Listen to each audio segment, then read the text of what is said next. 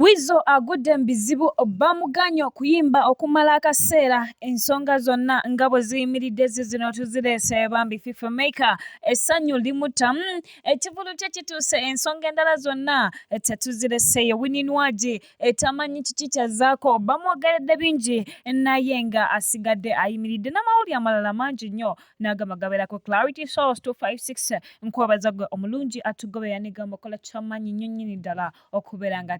siga tukutuuseko amawulire. Please subscribe. Atanaba subscribing nkujjukiza nti subscribe olaba ekigambo ekimyufu press the notification bell nyiga option ya all eba information obeere nga obitukwasa tubikutuuseko. Clarity Source 256 mu kaseera kano katandikire wa mukyala Juliana ennaku z'omwezi zigenda kubeera nga 19 olunaku lugenda bbera lwakutaano yasalawo n'agamba katekeyo ekivulu wabula abantu bamubuze ne bamugamba ssente wasabye nnyingi tolowooza nti ekivulu kijja kusala. Omukyala ono yabagambye nti tekisoboka kivulu musala wabula ajja funa audience n'agamba buli muntu asabira okubeera nga alina full house nga buli omu ajjuza naye ate wanaabeera tajjuza oba omuntu yenna watajjuza yebaza mukama olwaba abaze.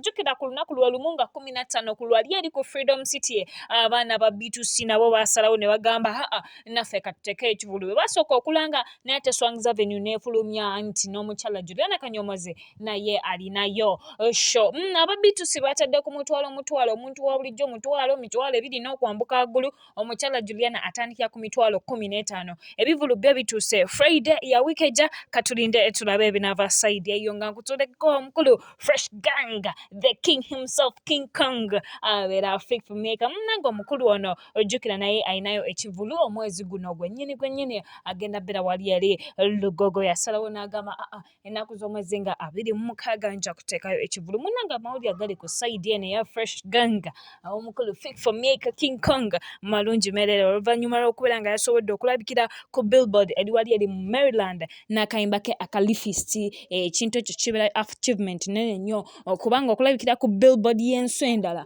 nga si Uganda kibeera ky'amaanyi nnyo ddala. Era omukulu ono yagenze wali eri ku page ye n'agamba banaaaye ndowooza mulaba success tugitambuza tutambula bulungi tuli mu Lagos Nigeria nga akayimba kange akalifist kali mu kutambula. Omukulu ono tumugamba congratulations FIFA maker kwoyimbye era ekivulu tetulinamu yadde enkereya agenda kubeera nga akijjuza. Tumwagaliza birungi byokka omukulu oyo ngenda kujjayoko katini nnyo ate era nkutwaleko new'omukulu wizomanizo ena amawulire si malungi buli lukya ebintu byeyongera kubijja munnanga amawulire agaba sayidi eno gali nti omukulu ono yabadde alislated okubeera nga aperforminga nga omanyi comedy store bakugamba nti omuyimbi gundi ajja kubeera nga ajja omuyimbi gundi naye ajja kubeera nga ajja n'abalala bonna babeera ate bakola ki babalanga munnanga oluvannyuma lw'abantu okubeera nga balabye nti n'omukulu Weasal agenda kujja comedy store bagambye muhanjigeza muhanji tolaba nti buli lunaku gwaleeta abayimbi ne tusanyuka ne tugenda nabo ku stage ne tuyimba okuluna n'omala oleeta omusajja obeera nga promoting a domestic violence.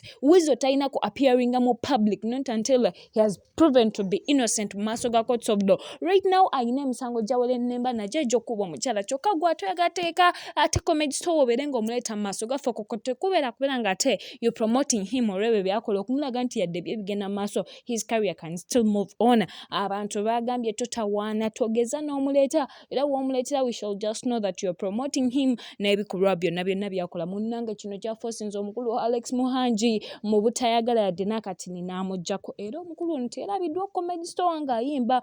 teyayimbye yadde n'akatini kyokka ate n'ab'ensi endala batandise boycotting ebivulu byonna ebibadde birangiddwako omukulu ono Weasal ne bawa options ba promoters either remove Weasal from the list oba sekyo tetujja kujja kino kitwalayo career y'omukulu ono oba awo kiyinza obeera nga kigenda musuula for some time mpaka nga amaze okulangirwa nti ali innocent. Jjukira buli kivulu kye bamusalako ssente abeera talina zifuna. Tetumanyi kigenda maaso kituufu oba omukyala yamukuba kuba omukyala tafayidinga nga kesi eyo kyo njagala nkikujjukize nti omukyala ono agambibwa nti Weasal yamukuba tagendangako n'afayidinga kesi nti bange yankubye naye ate nga ebivaayo ne bwino biraga nti omukyala ono yayisibwa mu mbeera etaali nnungi yadde katulabe Weasal binaggwera wa nga tuzzeko ku side ey'omukyala Winnie Nwagi the fire baby ajjukira naye y'omu ku abo abategese concert era nga naye yalangira n'agamba the fire concert is slated to be there naye egenda beera Lugogo cricket over abandi basazeewo nnyo Lugogo ojjukira Azawi yakajja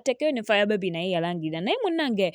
Swangs Avenue bagamba yatunda sheeyo ne baako ogwegiguza olw'ensonga ezimu oba endala bo ze bataayogera naye wetwogerera era ne gwe baagiguza tannabafunayo omuntu yenna yina ataateekamu nsimbi mu sheeno kwawukanako neyani ne Azawi twalaba club twalaba gundi ez'enjawulo nga zivuddeyo ne ziteekamu ssente abandi bagamba nti ekyokuba omukyalo nayina engeri gyeyisaamu etali nnungi yadde ensonga lwaki tewaliwo yavuddeyo kuteekamu ssente shoyo naye I want to tell you one thing people omukyala Winnie Nwagi ayina abawagizi be accordingly they love her oba she's dressed oba she's not they just love the fire baby nga bwali n'olw'ensonga eyo I'm telling this on Clarity Source 256 Winnie Nwagi will make that thing full okubanga ekintu kyakola kimanyi she has the followers ayina following ayina abantu abamwagala nga Winnie abamutegeera nga Winnie so this thing of ngeri gyeyisaamu bo bamwagala munyambala because since the one Winnie Nwagi watu abadde ayambala we don't see any reason ate why we don't support her n'olw'ensonga eyo we shall fill Lugogo cricket over Winnie Nwagi ife tuli naye kyekyo eyo ngenda kujjayo mukwano kutwaleka wa King Saha katini nnyo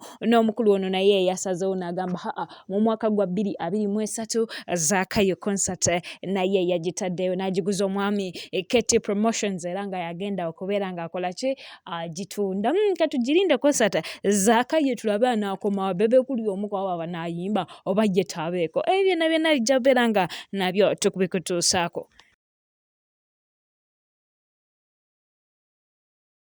Ebeera Clarity Source 256 tweyamu okubeera nga tewegaba mawulire ku ba celebrities bwatu beera tulina okugatuusaako. Please subscribe gatanaba subscribinga tukyerabira notification bell gitekeko olw'ebya information obeere ng'obikwasa the number one trusted source media mubeere bulungi mweraba.